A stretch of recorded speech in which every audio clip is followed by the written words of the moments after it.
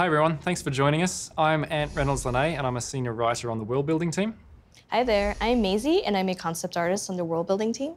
And today we're going to be talking a little about Noxus.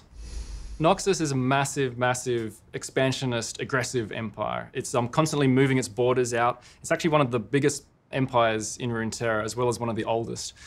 It's also one of the most culturally inclusive places. They're constantly bringing more people into the empire, which to them adds strength to the empire. Traditionally, Noxus has always been portrayed as the bad guys or the evil faction. So today we'd like to take a closer look at them and to dive into some of the nuances and details that make up the empire.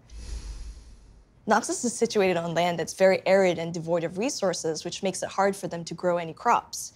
And because it's so hard for them to sustain themselves, they've taken to expanding outwards and conquering other nations. So at the heart of Noxus, the capital, is actually built around an ancient fortress called the Immortal Bastion.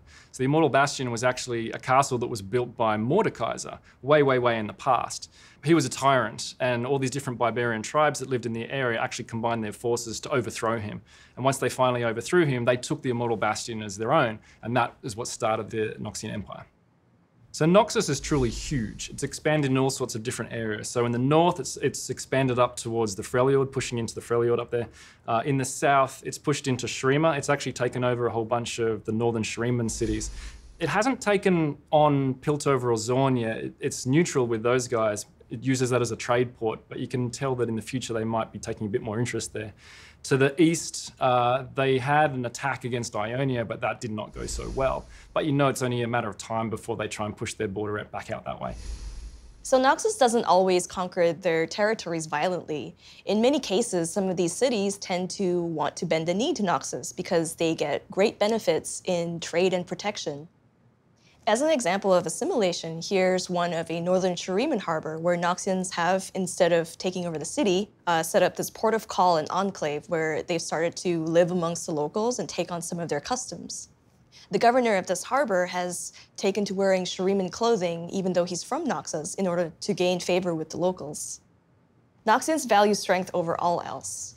Primarily, this is martial and physical strength, although Noxians acknowledge strength in all its different forms. So if you're a very successful trader, or if you're politically inclined, you too can find great success in Noxus.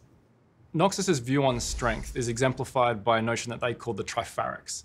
The Tripharics, otherwise known as the principles of strength, are the three aspects of strength that they've identified which they believe that Noxus needs to be strong in all of these areas. And those three areas are might, vision, and guile.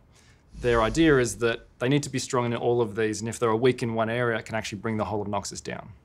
So the Tripharics is also the name given to the tri-leadership of Noxus. This was an idea that Swain has brought in. Rather than having a singular emperor, Noxus is actually led by three leaders, one each who represents one of those principles of strength.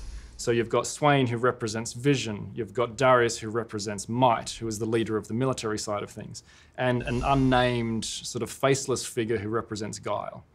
Now, one of the ideas with this concept is that a single emperor can always be fallible and could bring Noxus down.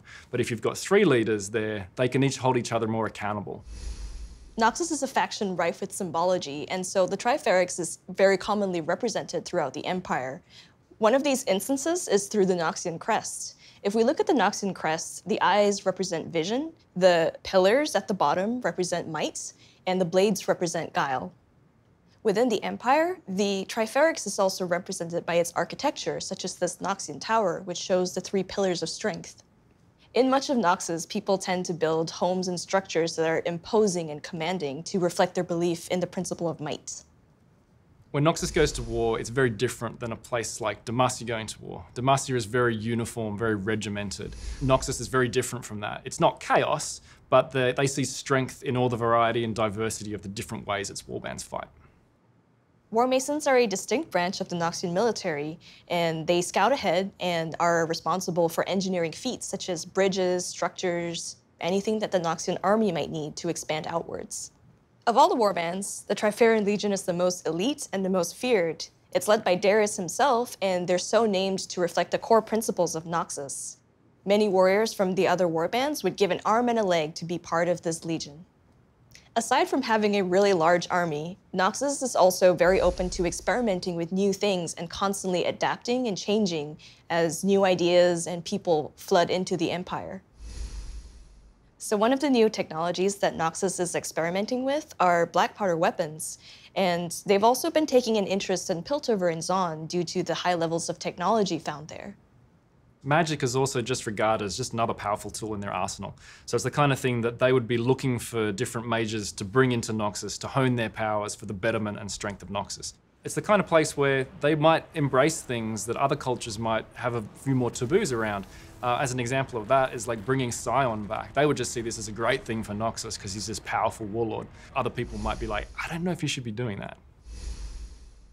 Noxus also makes use of a lot of creatures throughout the Empire, whether it's in their war efforts or in their civilian life.